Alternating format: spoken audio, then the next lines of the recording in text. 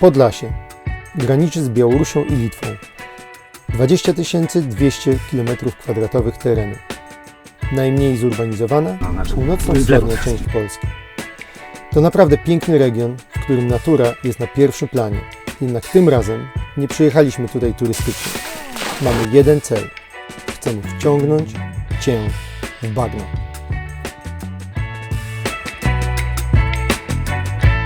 Nie wiedzieliśmy do końca, jak zacząć, tak żeby to nasze wsparcie finansowe faktycznie miało jak największy efekt i jak największy sens, więc skonsultowaliśmy możliwe działania i możliwe współpracę z ekspertami, którzy zajmują się ochroną klimatu i nagłaśnianiem zmian klimatycznych spowodowanych przez człowieka.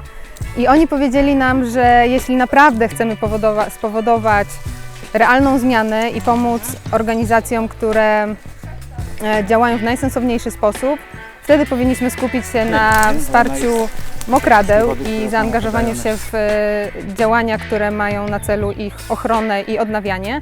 I w ten sposób trafiliśmy na Centrum Ochrony Mokradeł, z którymi zaczęliśmy współpracę już parę lat temu i z którymi jesteśmy tutaj właśnie teraz nad Rozpudą. Zobaczcie, to jest rzeżucha gorzka.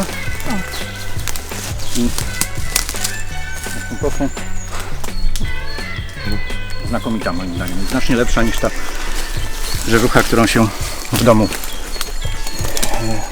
ale jest intensywny do sałatek. Teraz wiosną. To był game changer. Jakieś 2,5 roku temu odebrałem telefon i dzwoni Ania z firmy Cumulus i mówi, że oni są firmą produkującą sprzęt outdoorowy i chcieliby płacić na ochronę mokradeł. Że dostali rekomendacje od Zespołu Nauki o Klimacie. Ja na początku nie zrozumiałem, o co chodzi. Pytałem, czy chcą skompensować swoje emisje. Myślałem, no bo pracujemy nad takim systemem. Nie, chcemy po prostu płacić na ochronę przyrody, oddać część naszych zysków w ramach projektu 1% for the Planet, ale tak w ogóle. I to naprawdę było takie dla nas, ja skończył się ten telefon, podzieliłem się tymi informacjami z zarządem i to było wow, no jak w Ameryce po prostu. Firma chce płacić na ochronę przyrody, bezinteresownie mamy wymyśleć, co mamy z tymi pieniędzmi zrobić. Od początku zaczęliśmy szukać takiego pomysłu, żeby nam te pieniądze nie zniknęły, żeby ich nie przejeść na bieżącą działalność. Ona też jest bardzo ważna. W tej chwili to wsparcie Cumulusa idzie również na etaty, na etat Magdy chociażby, która tu obok stoi. Ale chcieliśmy, żeby istotną część tych pieniędzy przeznaczyć na wykupy gruntów. Długo szukaliśmy takiego terenu i pierwsza pula została przeznaczona na zakup działek nad Rozpudą. Żeby zabezpieczyć ten teren, o którego ochronę zabiegamy od 20 lat na wieczność. A później Cumulus dzwoni, spotkaliśmy się. Okazało się, że ta ekipa chce się spotykać w terenie, chce poznawać bagna, nie tylko. Nie chodzi o pieniądze, o imidż, wyraźnie chodziło też o pasję, o poznanie tej przyrody. I powiedzieli, wymyśliliśmy kolejną akcję. Przeznaczyli przychody czy dochody? Tego nie umiem odróżniać, ja jestem biologiem. Przeznaczyli przychody z jednego dnia sprzedaży w całości na ochronę i odtwarzanie mokradeł i to przeznaczyliśmy na zakupy terenów na Wilczym Bagnie, teren, który za chwilę zobaczymy. Liza się zwykle przegapia, tu jest. Aha, ona na razie tak ledwo wyłazi. Jest cieniutka. Zobacz, to jej zdolności fotosyntetyczne są nijakie. No, ona musi mieć po prostu mnóstwo światła, żeby żyć, bo jeżeli roślinność inna jest wyższa, to ją tak zacieniają. Mamy bobrka trójlistkowego, tak, który tutaj kwitnie, mamy narecznicę błotną, mamy tutaj na przykład tojeść bukietową, Lizy machiatyrziflora. No i przede wszystkim mamy różne gatunki mchów. Ten najpowszechniejszy akurat w tym miejscu to jest, no, wybaczcie, nie znam polskich nazw mchów. Nie pamiętam, Caliergonella cuspidata, jeden z najpospolitszych. Właściwie nie powinienem, ale jak włożę z powrotem, on przeżyje to. To jest gatunek, który tu jest dosyć powszechny, tworzy to torfowisko w dużym stopniu, ale w zachodniej Europie jest ginący i to jest gatunek przedmiot ochrony dyrektywy siedliskowej, na liście gatunków dyrektywy siedliskowej, więc przedmiot ochrony dla obszaru Natura 2000 Puszcza Augustowska. Jak się rozgarnie ten wojłok martwych turzyc, które znikną nam wkrótce, to wszystko jest pokryte mchami i torf, który jest tam w głębi, ja do niego sięgnę właśnie, spodem są kłącza bobrka, ten torf. On jest stworzony z takie białe kreseczki, to są korzenie turzyc, a reszta, taka gąbka, to są te mchy. I właściwie one są tutaj współodpowiedzialne za tworzenie torfu. Dolina Rospudy to zupełnie unikalne i wyjątkowe miejsce. Jej krajobraz nie zmienił się od tysiącleci. Zajrzyjmy więc głębiej.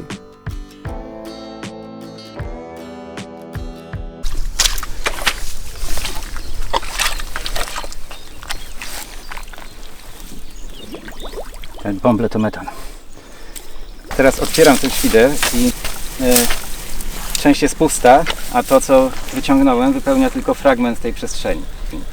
To oznacza, że tam jest, on jest strasznie rozwodniony. On się trochę zagęścił poprzez to zamykanie tej puszki świdra. Zobaczcie, jak ja wezmę ten torf do ręki, z niego wypływa przezroczysta woda.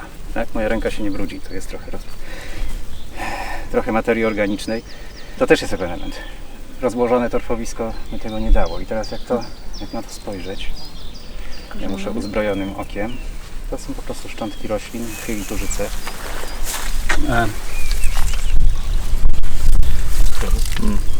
Pewnie. Te białe to jeszcze są żywe korzenie. Jesteśmy na pół metrze, one tam sięgają, to najgłębiej jak sięgają. Więc to w ogóle jest niesamowita cecha takiego torfu na torfowisku niskim, że on się tworzy zarówno tu na górze z mchów, które przyrastają, jak i tam w głębi z korzeni turzyc, które tam wrastają, więc trudno powiedzieć, w którym miejscu on się tworzy. On tak pęcznieje. I teraz wyjdziemy głębiej. Oczekiwanie, że będzie miał intensywny zapach, a w ogóle nie ma. Tak.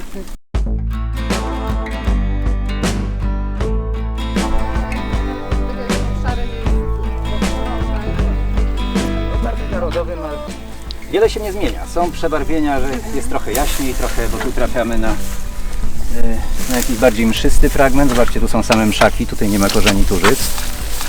No ale to jest tak jak tutaj, są kępy takie, są kępy takie. Generalnie przez ten metr się nic nie zmienia. Tutaj torf się akumulował dosyć szybko. Średnia to jest milimetr rocznie. Tutaj wszystko wskazuje na to, że to jest około 2 mm, bo mamy datowanie radiowęglowe. O, tu jest na przykład nasiono bobrka sprzed kilkuset, pewnie sprzed pół tysiąca lat, bo jesteśmy na metrze, więc mniej więcej. Nie? Bobrek trójlistkowy, ten, który teraz jest go sporo, wtedy też go było sporo. Jeżeli wziąć to pod mikroskop, można oznaczyć te mchy, które tutaj mamy i też się okaże, no bo Ewa to robiła, moja żona, i okazuje się, że to była ta sama roślinność 500 lat temu, 1000 lat temu.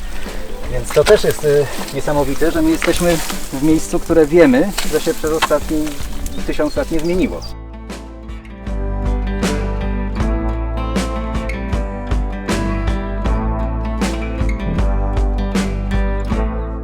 Jesteśmy na jakichś 2,5 metra, to jest na ponad 2 metrach, czyli jakieś 1000 lat. To jest kora brzozy sprzed 1000 lat.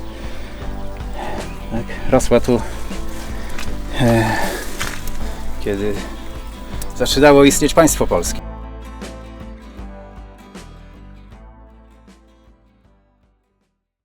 Magda złapała zasięg, idziemy znaleźć naszą działkę, naszą, waszą.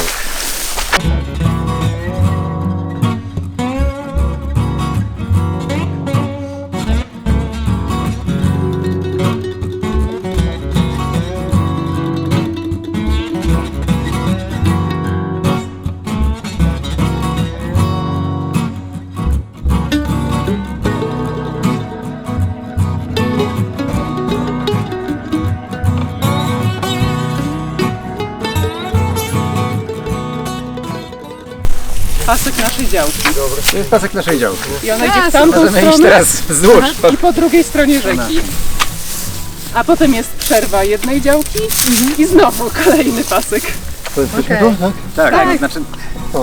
To Magda, powiedz trochę o strukturze własnościowej, jak to tu wygląda. Ten pasiak jest niesamowity, nie? Tak, to jest taki kod kreskowy. To są, mogę Wam pokazać, to są takie bardzo wąskie działki, paseczki. Nie wiem, czy to widzicie. To nie są te kreski poziome, tylko takie wąziutkie linie. Ojej, ojej. No. I one idą przez całą, w poprzek doliny. Aż tak.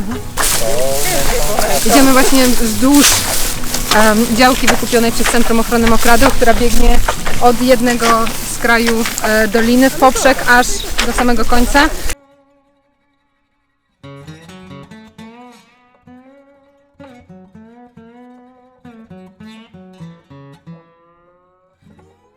Może to jest ten moment, żeby powiedzieć, po co my to kupiliśmy. No to powiedz. To po co my to właściwie kupiliśmy? Znaczy, wydawać by się mogło, że jak przez tysiące lat było i nikt tego nie naruszył, to tak będzie już zawsze, ale pewności nie ma. Chcielibyśmy, żeby to był rezerwat, ale w Polsce, żeby ustanowić rezerwat, grunty muszą być albo państwowe, albo właściciele się muszą zgodzić. Przy tej strukturze własnościowej paseczki, gdzie tych właścicieli jest setki, to trudno do tego doprowadzić, więc idea wykupu gruntów przez organizacje pozarządowe no jest taką drogą, żeby robić coś na kształt rezerwatu. Tutaj zaczął wykupy Klub Przyrodników w ramach projektu LIFE na ochronę torfowisk alkalicznych. No oni mają kilkadziesiąt hektarów ma też organizacja Ptaki Polskie, czyli Jestem na Ptakach aktualnie. No i jako, że my jesteśmy tutaj w tej Dolinie Rospudy od dawna, badawczo i byliśmy częścią tej koalicji, która walczyła z tą obwodnicą, która tu miała być, no to chcieliśmy się dołączyć do tych właścicieli gruntów, żeby też mieć trochę mocniejszy głos, jeśli chodzi o sposoby ochrony tej doliny. Uważamy, że to powinno być chronione biernie, że trzeba to zachować na wieczność. Ja uważam, że ochrona przyrody powinna być na zawsze. Dłużej niż jesteśmy to w stanie sobie wyobrazić, a nie póki przepisy działają do następnego pokolenia i tak dalej. No więc postanowiliśmy część z tych zebranych dzięki Wam pieniędzy przeznaczyć na zakup działki nad Rospudą. Ustalamy z innymi organizacjami, żeby starać się wykupować sukcesywnie jak najwięcej i nawet jeśli nie rezerwat państwowy, to żeby ustanowić tu taki prywatny rezerwat, który spowoduje, że no już nigdy tu nie będzie możliwości na takie zakupy z racji praw właścicielskich, z racji statusu ochrony przyrody. Żeby nie było zagrożenia, że Żeby nie było zagrożenia, tak. My to nazywamy społecznym rezerwatem przyrody. Więc nie mamy największego udziału w tym, ale staramy się go powiększać, zresztą to nie jest najistotniejsze. No, fajna jest idea współpracy różnych organizacji przyrodniczych.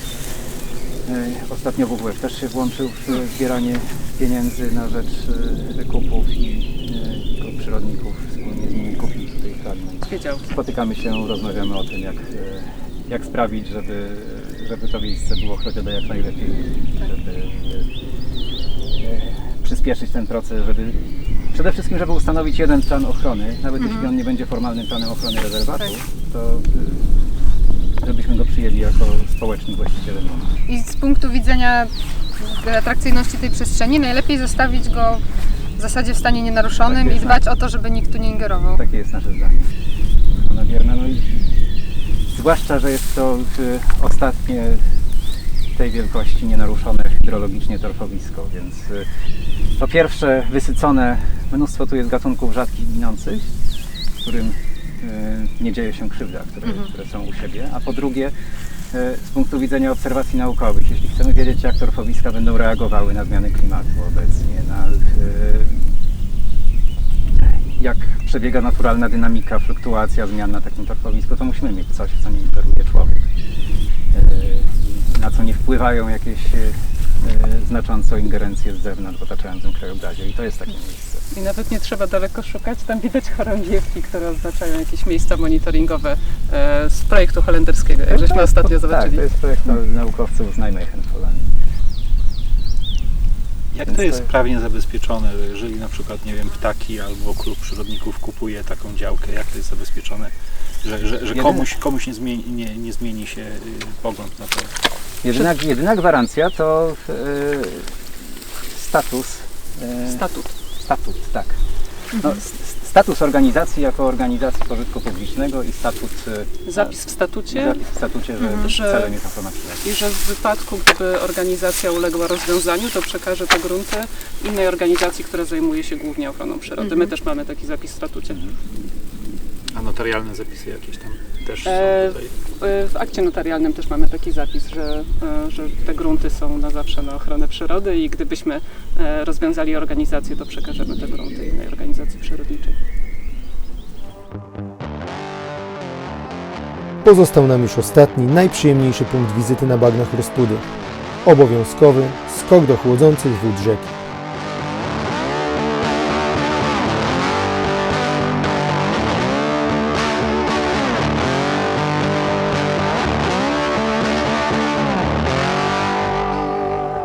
Trzy, dwa, jeden.